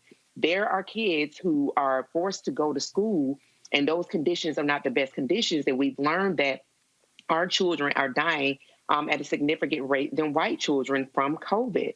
We have all of these different things going on, and that anybody would allow an entertainer into their mind to take away the very thing that's going to help build a better future for them and their family, I think is really kind of silly and ridiculous. So, you know, turn off the Little Wayne, use these next 4 days to really focus on what in the hell do you want to see different for you and your family, and exercise the process, which is to do that. And that one process for us right now is voting. Greg, I do not criticize entertainers for using their platforms. What I criticize is when you're not informed. Look, Joseph Phillips, who played on The Cosby Show and the movie Strictly Business, is a black conservative. All right? Joseph Phillips actually reads stuff. Now, we might disagree on some policies, but I don't think he's stuck on stupid. He actually read some stuff. Well, again, when I talk to the likes of Chuck D, when I talk to Common, when I talk to John Legend, when I talk to Kerry Washington, when I talk to Jennifer Lewis, when I talk to Sam Jackson, when I talk to Denzel and Will Smith, I mean, these are all black entertainers who actually are learning about the issues. I'm not going to name the brother, but a member of a major singing group sent me a text saying last week, hey, man, I want to talk because there's some stuff I want to ask you about. Today, Bill Bellamy FaceTimed me saying, hey, Ro, man, I got some questions for you as well. See, what I appreciate about a number of black entertainers who I interface with is that they call first before they run out and say something, because they say, I might not have all the details. One brother literally said, hey, Roland, can you send me the platinum plan? I said, well, I can send you that one sheet, because that's all it is. But see, Greg, that's the piece there. And see, when you just throw stuff out there, and Trump really does think black men are stupid. He really thinks by saying, well, Cube helped us with the platinum plan. And then Jared Kushner comes out and talked about how black folks got to want to be successful. You sit your ass down.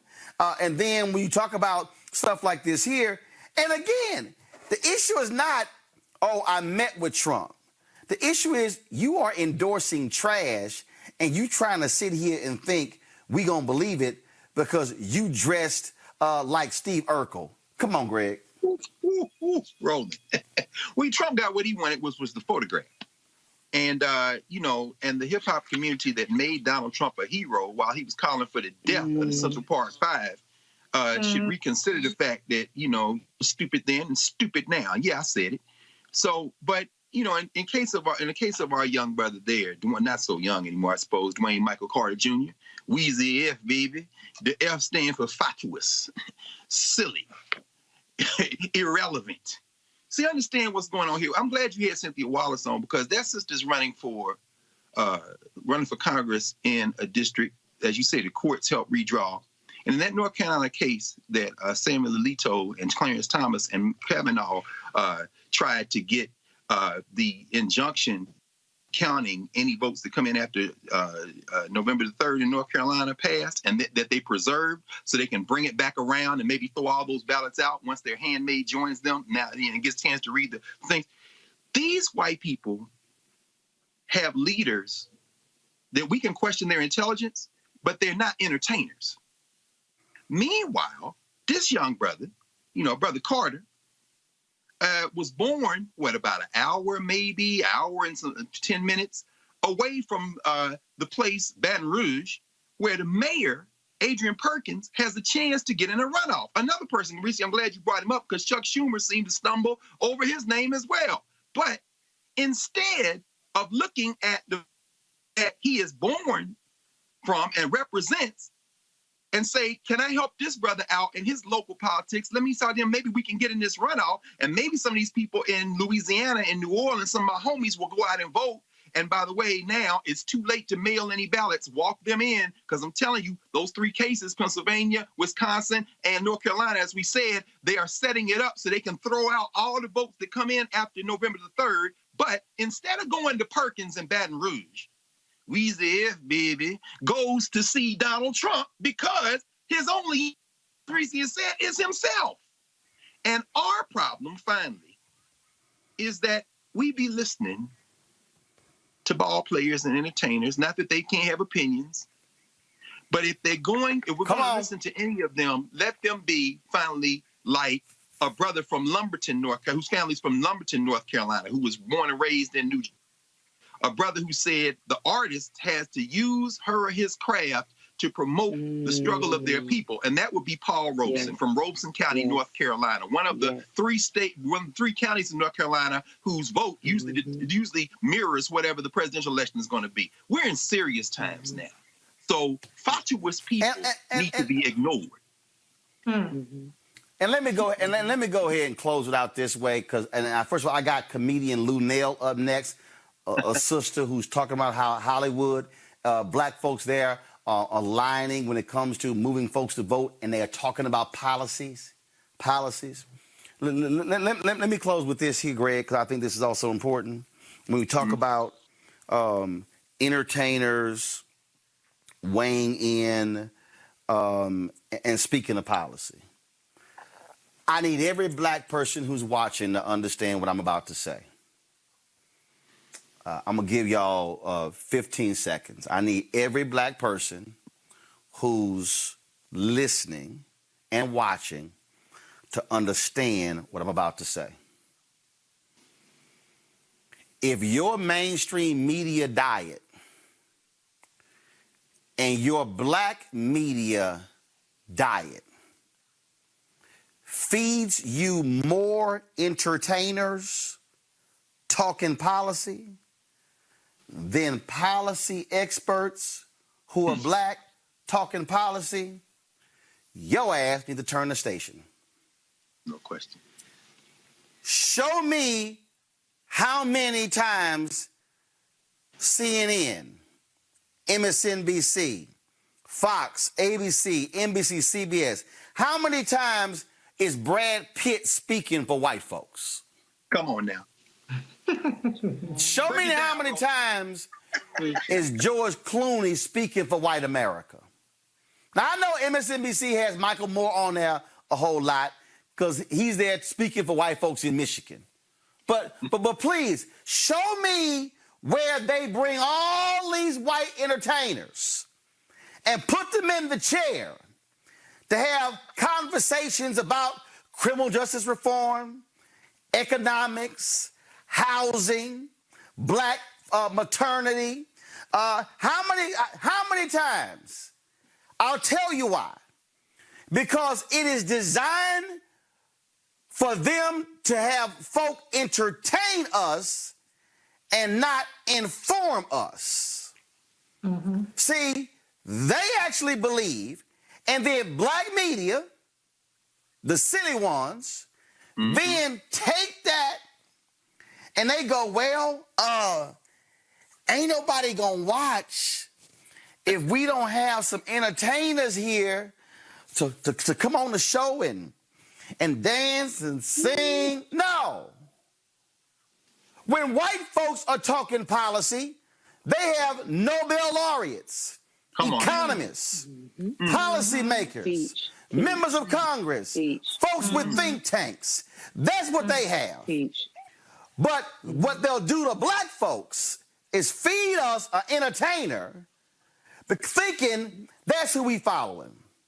And if you also black and you make comments such as, we are going to be led in the future by entertainers, you done lost your mind. Now, let me be real clear. I know lots of people in entertainment.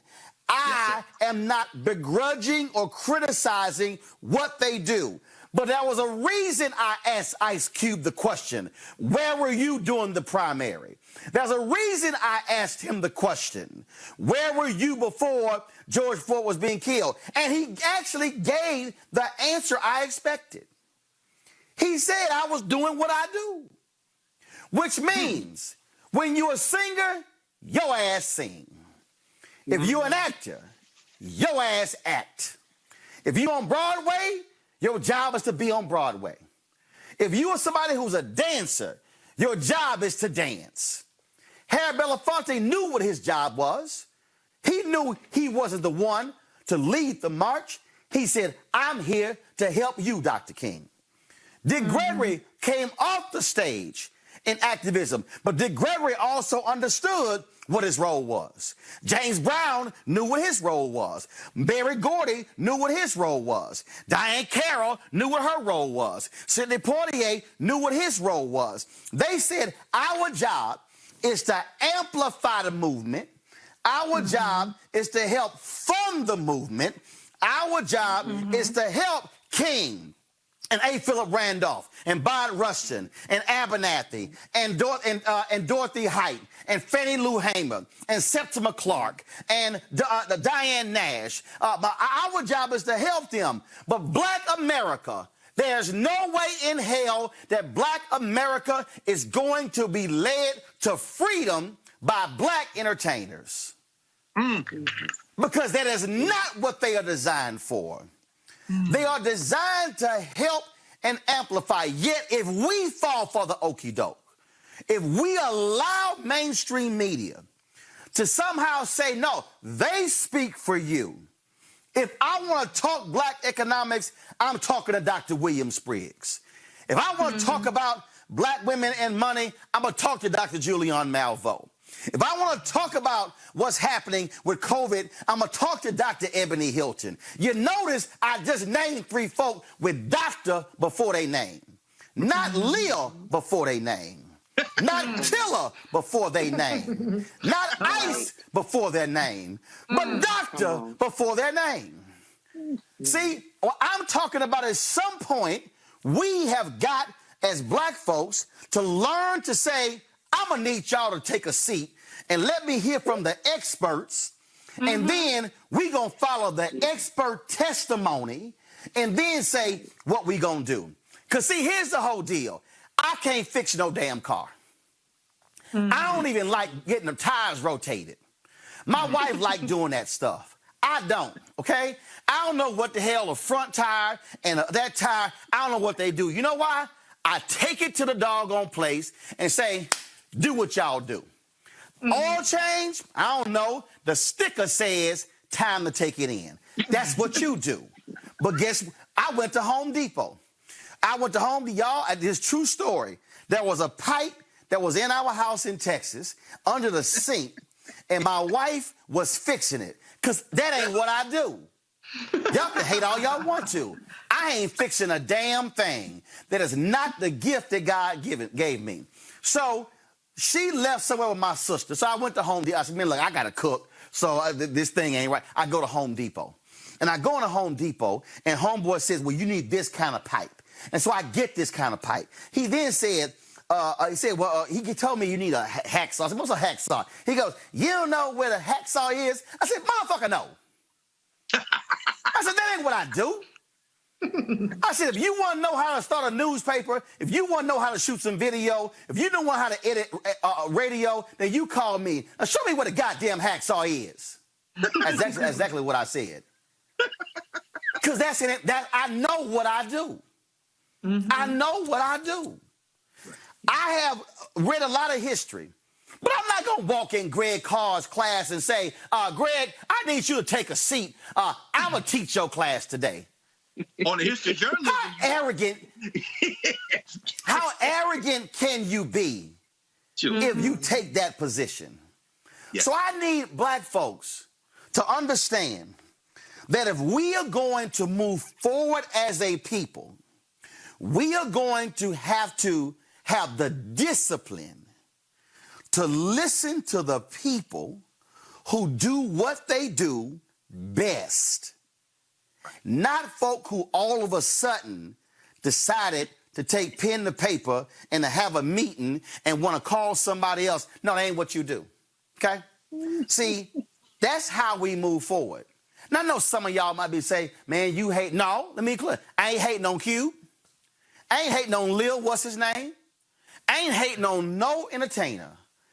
What I am hating on is when we as a people allow folk who are simply and grossly unqualified to speak on certain issues and to lead us down a path when they don't even have a compass to lead us to the promised land. Woe the day don't even have a compass. When we as black folks turn our backs on experts. Turn our backs on experts. If my ass is lost in the jungle, trust me, I'm going to listen to the person who's been in the jungle who knows how to survive. What I'm not going to do is listen to somebody who's living in a gated community, who likely has never voted, who cannot articulate or break down the platinum plan, because the only platinum they know is a platinum record sale. That's who I'm not going to listen to and follow when it comes to our people. Yes, sir. I just want to go ahead and break that down. Amen. Reese, Erica, Amen. Dr. Greg Carr, I appreciate y'all been on the show. Next is comedian Lou Nail. We're going to bring her up after this break because Lou Nail is doing her part. Lou Nail ain't trying to be a policy expert. Lou Nail is trying to simply encourage folk to get involved in activism. She's next on Roland Martin Unfiltered. Carl Payne pretended to be Roland Martin. Holla! You are watching Roland Martin, and I'm on his show today, and it's what? Huh? You should have some cue cards. Hey, what's up, y'all? It's your boy Jacob Lattimore, and you're now watching Roland Martin right now. Hey, what's up, everybody? It's Godfrey, the funniest dude on the planet. Hi, I'm Israel Houghton. Apparently, the other message I did was not fun enough. So this is fun. You are watching Roland Martin, my man, Unfiltered.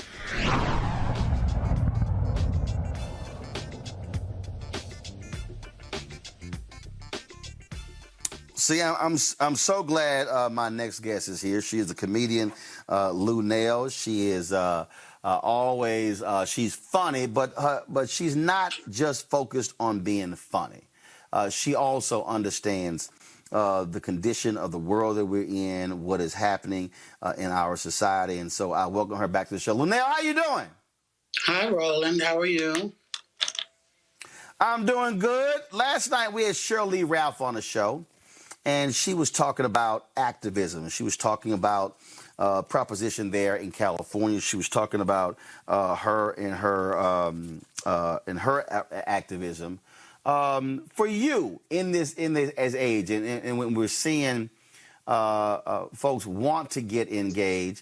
First of all, I just want to get your thoughts on what I just said, what I just talked about again, the roles that we play. Like, for instance, I mean, I think I'm funny, but I ain't no damn comedian. I ain't trying to do what you do. I'm going to let you do what you do. Yeah, I wish you would stop trying to do what I do, actually. Oh, look at you. See? Look at you. Well, the thing, what I heard everything because I've been here for 45 minutes waiting. And what I would urge now you throwing shade? A little bit, because I just had knee surgery, so I'm a little bit of pain. Well, I don't know why they call you that early. Well, anyway, I'm here. So go ahead, darling. What I would urge you to do, though, would be to renege your invitation to Lil Wayne, because then it becomes less about the issues and more about proving that Lil Wayne is a fool and out of his league. And then that's just like, kids playing jacks. You know what I'm saying? I don't think that actually wouldn't. No, actually I wouldn't. Excuse me? Now, here's what I would do. Lou Nail. No, seriously. I wouldn't. A lot of people thought that I was going to get into it with Ice Cube. No. First of all, I wanted the background information on how the whole thing. But there's a difference between Ice Cube and Lil Wayne. No. I understand that. I totally understand that. Ice Cube has been married, for 30 years plus. He's never done, scissor. He doesn't have bitches, and Lil Wayne is just the opposite of that. So they're not really in the same league, even though they're talking the same jargon right now. You know what I mean? Here's what I would do with Lil Wayne, Lou Nail. I feel you, but here's what I would do with Lil Wayne. I would say, this is what I would do. I would say, Lil Wayne, you says the Platinum Plan is going to help Black America. How? Let's walk through and tell me how. But do you really think he deserves that airtime when you could be talking to like Issa Rae or Ava DuVernay or somebody else? No. We can do both. Because, see, here's the piece. Here's why that's important. The reason why that's important, because I hear that a lot. People say, well, why are you talking so-and-so? Because I also think it's important when somebody comes out and they make a statement like that, and you go, okay, let's understand your knowledge of such plan. Because here's what I also recognize, Lou Nail. There are people who will see what he said, and they will then go, well, see, he broke it down. And my experience has been, when I then have talked to folk, they say, well, man, I thought so-and-so, man, had it going on until I saw you talking to them. Then I realized they weren't as smart as I thought they were. I think it's important for us to challenge folk who step out there on the messages that they give. That's why I would still do it. It wouldn't be a tit for tat. It would be, no, walk me through. You tell me. Let's go through the plan. What was your conversation? You said y'all. Again, I'm not gonna assume what he would say. I would say I'm gonna give you the shot to explain it. Now, if you can't, that's on you.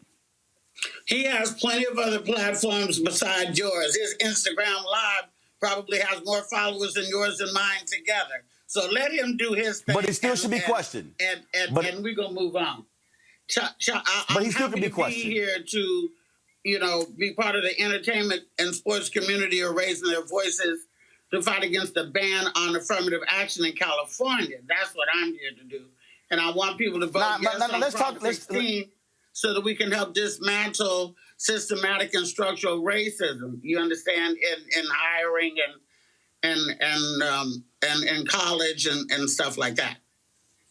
Let's talk about that. Earlier in the show, Reese actually referenced the Bakke decision. It was a 1978 Supreme Court decision that really began the dismantling of affirmative action. Ward Connolly led a proposition in California that also impacted that as well. And the reality is that with those different rulings, we have seen the negative impact of how black and brown folks have been frozen out of higher education in California, making it even more difficult. And for those folks who say, well, no, we are all equal. No, we're not equal on the front end, so don't act like we're equal on the back end. There's 8 states, and California is one. I happen to live in California. I'm in Texas right now while I'm talking to you, but I live in California. There's 8 states that outlaw policies that promote equal opportunity for everybody. It's against the law. That's ridiculous. A measure on the California ballot, Prop 16, helps fight against that. We need affirmative action. It's a shame that we need it. That's the problem. It's a shame that we have to have things like affirmative action because there is not liberty and justice for all. In education, hiring, or anything. Absolutely. Absolutely. What beyond the various media appearances, what else are entertainers and others doing to drive this home? Are y'all doing direct messaging, text, things along those lines to voters there? What other things are being done to ensure they vote appropriately when it comes to this in California? I think there are plenty of entertainers that are making their own personal social media platforms a political window for their followers, so to speak, to peek into. We're doing our own commercials. We're doing our own posting. Our publicists aren't running everything for us right now. We're doing it ourselves. We're speaking out. We're showing up at rallies. I know that I did a lot of that earlier this year. And we're reaching out to each other. Shirley Ralph and I are friends, and we have spoke. I know that we have a chance to meet like we used to back in the days when Dr. King was doing speeches, and we're having little small gatherings here and there, and we're networking. We're networking and we're talking to people and using our platform because we know that this is the most important election that has probably happened in my life. In as much as we are having to pick between the lesser of two evils, neither candidate is the perfect candidate, in my opinion. We're just picking the best one for this time. And we know we have to get the one that is in the White House now, who is trying to say too much, too little, too late.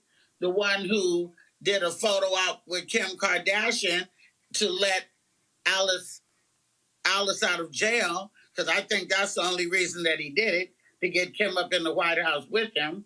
The one who has prompted, started, and reinforced this race war that we're also in, because we're not just in a political fight, we are in a social and a fight for our physical lives as well, we have to vote him out.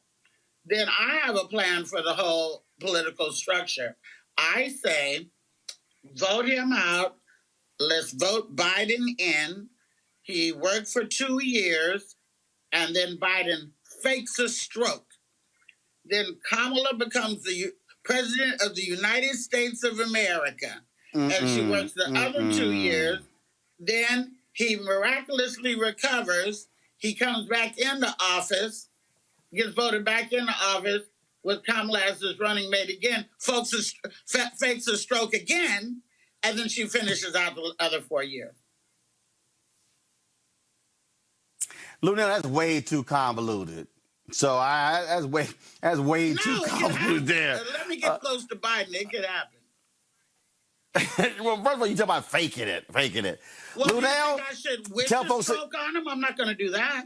No, don't wish any of that. Just simply say, man, do 4 years or serve 8 years or whatever. She can run after that. Tell folks again the proposition let's get real. You really want to see a race war? Let a black female run for the president of the United States of America. If they're killing us now, they will slaughter us then.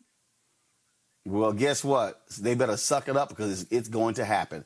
Lunel, tell folks about the proposition again, how you want them to vote.